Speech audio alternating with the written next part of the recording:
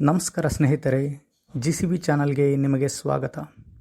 ಇದು ಸ್ವಾರ್ಥ ಸಂಕಲ್ಪದ ವಿಡಿಯೋ.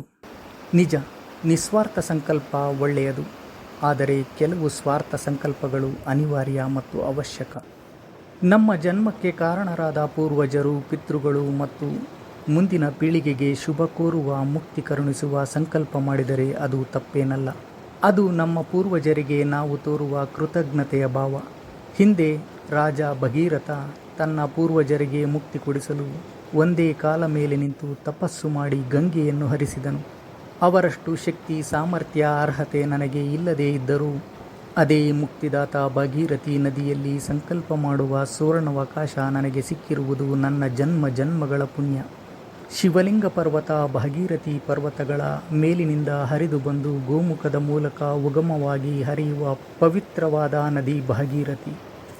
ತಾಯಿ ಭಾಗೀರಥಿ ಮಾಗಲೂರು ವಂಶದ ಮುಂದಿನ ಮತ್ತು ಹಿಂದಿನ 7 ತಲೆಮಾರಿಗೆ ಮುಕ್ತಿ ನೀಡು.